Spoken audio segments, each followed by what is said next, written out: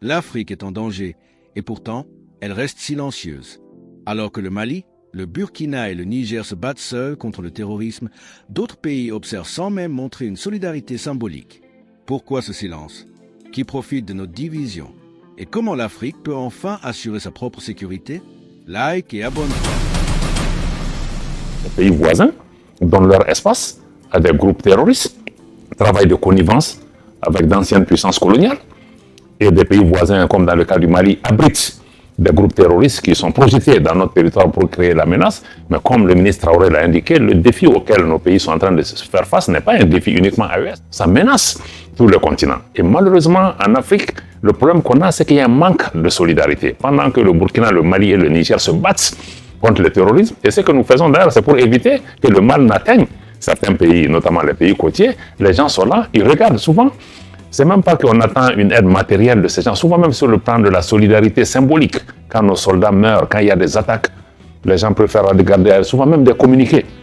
On n'a pas. Pourtant, il y a des événements qui se passent à des dizaines de milliers de kilomètres de l'Afrique, on voit des gens qui se déplacent. Donc, je crois que l'Afrique manque manifestement de solidarité et l'Afrique devient souvent spectatrice de ce qui se passe dans notre propre continent. Elle dit qu'elle n'a pas les moyens, mais si l'Afrique mutualisait ses moyens, l'Afrique est capable d'assurer sa propre. Parce que des pays qui viennent pour aider l'Afrique n'ont même pas la taille du Nigeria souvent ou de l'Afrique du Sud. Donc je crois que c'est un problème mental que nous avons. Nous ne réalisons pas, nous ne nous valorisons pas, nous ne pensons pas que nous avons la capacité. Et tous ceux qui viennent nous aider, en réalité, n'ont pas intérêt à ce que l'Afrique puisse assurer sa sécurité. Parce que assurer sa sécurité aussi, c'est pour pouvoir protéger nos ressources naturelles, ce que nous avons, dont les autres ont besoin. Donc personne ne viendra faire cadeau. L'AES est venue à la réalisation que nous ne pouvons compter sur nous-mêmes. Et l'Afrique doit apprendre à compter sur elle-même.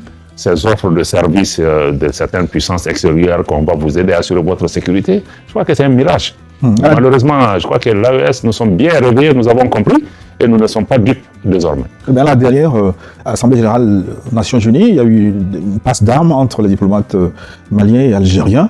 L'Algérie refute les accusations que vous portez contre elle.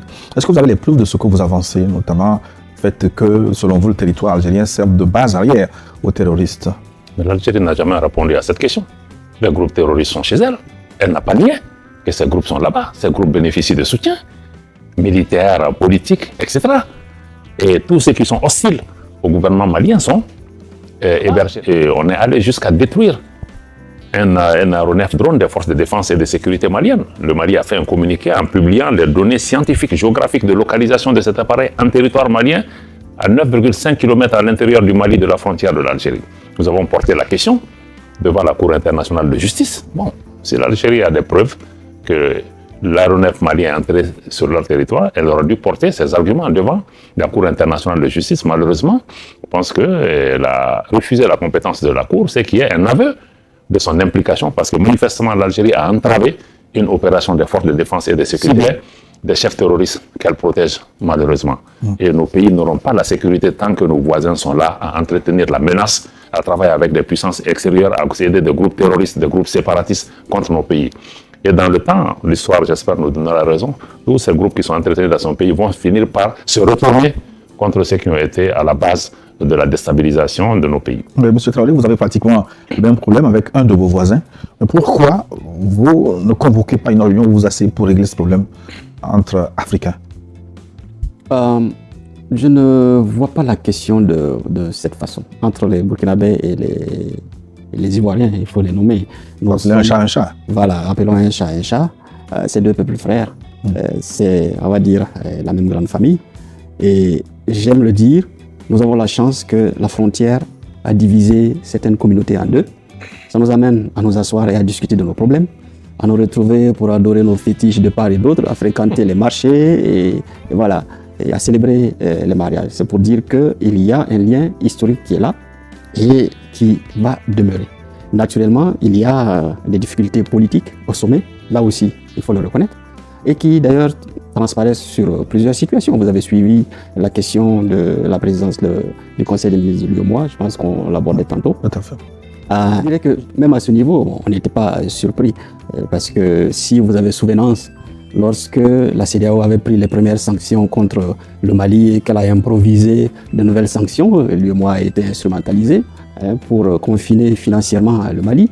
Et l'UEMOA a encore enfoncé le clou quand il s'agissait du Niger. Bon, c'est pour dire que c'est une institution monétaire qui, normalement, devrait être à l'écart de ces questions politiques et devenir un instrument entre les mains de personnes qui sont elles-mêmes entre les mains d'autres personnes.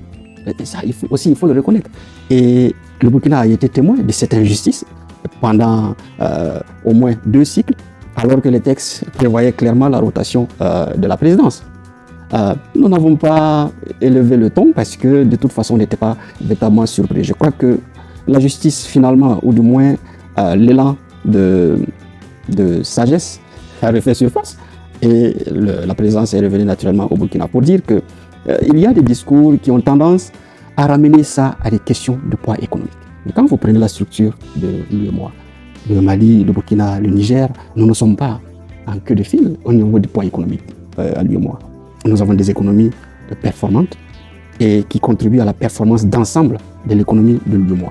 Donc, il y a des comportements qui malheureusement installent des clivages ou les entretiennent ou les aggravent et qui portent atteinte à la performance globale même de l'Afrique. Je pense qu'Idiop l'a mentionné. C'est une tare et c'est devenu carrément une pathologie dont l'Afrique doit se défaire. Vous avez parlé tantôt des coups bas, des coups en bas de la ceinture. Ça relève justement de cette posture. J'ai mentionné la question de l'extraversion ce matin. Je pense qu'il faut comprendre que ce qu'on nous a appris à l'école par rapport à nos économies qui sont extraverties, il y a pire que ça. L'extraversion intellectuelle nous fait plus de mal. Parce que nous avons des Africains qui ne pensent la solution qu'à travers d'autres acteurs dehors. Ce que les 3 pays ont proposé, de se retrouver pour aller sur une logique véritablement endogène, prendre conscience de nos capacités, de nos forces, construire, bien entendu en ayant conscience de nos limites, mais construire quelque chose que nous contrôlons, que nous maîtrisons, ça nous permet davantage de nous imposer. Mais aujourd'hui, il y a des gens qui ont du mal à s'envisager autrement, en dehors de l'extérieur. Et c'est ça tout le problème. Il faut que les Africains réagissent et qu'ils reviennent à un nouveau regard sur eux-mêmes. Ils ne sont pas moins que ceux qui sont de l'autre côté. Ils ne sont pas moins que ceux à travers lesquels ils envisagent toujours leurs solutions. Ils ont reporté jusqu'à un certain niveau au sommet. Et quand vous êtes dans une posture comme ça, il est évident que les différents rendez-vous et les échéances que vous fixez en termes de développement, vous ne pourrez jamais être là à bonne date. Et pour aller vers les aspirations des populations, vous avez besoin de revenir à leur niveau, de prendre conscience de vos capacités et de construire. Il faut un nouveau leadership dans nos pays. Et c'est ce qui est aujourd'hui porté par les 3 chefs d'État au sein de l'AES. Le capitaine Ibrahim Traoré, le général Assimi Goïta, le général Abdraman Tiani. Et bien sûr, on voit toutes les adversités auxquelles ils font face et qui commencent déjà au sein de la famille africaine. Équilibrer un peu sur l'adversité à laquelle nous faisons face, qui vient essentiellement de certains chefs d'État, de certains dirigeants africains, mais tout au contraire, au-delà de l'espace AES, il y a quand même une sympathie, des soutiens importants de la diaspora, des populations africaines par rapport à notre cause, parce qu'ils s'identifient un peu, c'est qui vient contrebalancer, même dans les pays où les chefs pratiquement se mettent au service de l'étranger pour nous combattre, leurs populations, dans certains cas, ne sont pas sur la même longueur d'onde. Mais à force de formuler ces accusations régulièrement, les uns contre les autres, est-ce que vous ne craignez pas un conflit ouvert un jour entre l'AES et un de ses voisins, Sangaré? Merci. D'abord, je voudrais dire que tant qu'on n'aurait pas une même définition du terrorisme ou du terroriste, c'est difficile de combattre le terrorisme en Afrique. Parce qu'en fait, ce que les Africains doivent comprendre, c'est qu'il n'y a aucun pays qui peut être en sécurité seul. Ce n'est pas possible. Donc, des gens que nous considérons comme terroristes, ils sont alliés à des pays pour combattre le terrorisme. Vous voyez un peu la difficulté. Ils sont alliés à des pays pour combattre le terrorisme, alors que nous les considérons. Ce n'est pas qu'on les considère. Ils se sont réclamés, ils réclament être terroristes, parce que quand vous dites que vous ferez tout pour faire échouer, et quand vous prenez certains pays comme l'Ukraine qui a dit publiquement qu'il est en train de les... Voilà. Donc, c'est pour dire qu'il y a un problème de fond qui est là. Et le financement du terrorisme, du terrorisme, nous, on l'a compris à l'AES. Personne ne le fera pour nous. C'est à nous de le faire. C'est une question de souveraineté. Et c'est pourquoi on a mutualisé nos moyens. Et je ne sais pas si vous êtes au courant d'un nouveau mode de financement de la lutte contre le terrorisme. Le fonds de solidarité.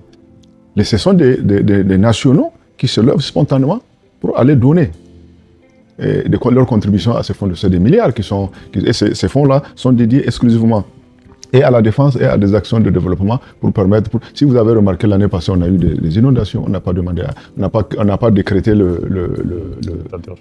l'état d'urgence. Et autre chose que je voudrais dire, nous à la date d'aujourd'hui, nous avons interdit l'aide alimentaire. On a dit qu'on ne veut pas. Même tout récemment, juste avant que je ne vienne, il y a un pays qui nous a écrit pour nous dire qu'il nous offre une aide alimentaire de l'État. Moi, j'ai répondu qu'on n'en a pas besoin. Et ça, c'est sur instruction de notre hiérarchie. Si vous voulez convertir cet argent-là pour autre chose, pour financer autre chose, faites-le. Mais si c'est en tant qu'aide humanitaire, parce que c'est avilissant, nous, on veut sortir de ça. Nous savons pertinemment que nous n'avons pas besoin. Laissez-nous gérer nos richesses, avoir la pleine souveraineté de nos richesses. Vous allez voir, on n'aura pas besoin de votre aide. Donc, il y a quand même une question, hein. À force de ne pas vouloir crever cet abcès, est-ce qu'un jour, on risque d'aller à une maladie plus grave, un conflit ouvert entre certains de vous? Si tu veux une Afrique plus unie et mieux préparée face aux menaces, alors fais entendre ta voix. Dis-moi en commentaire que devrait faire l'Afrique pour assurer sa propre sécurité. Partage cette vidéo pour que le débat avance, parce que la sécurité de tout un continent commence par la conscience collective.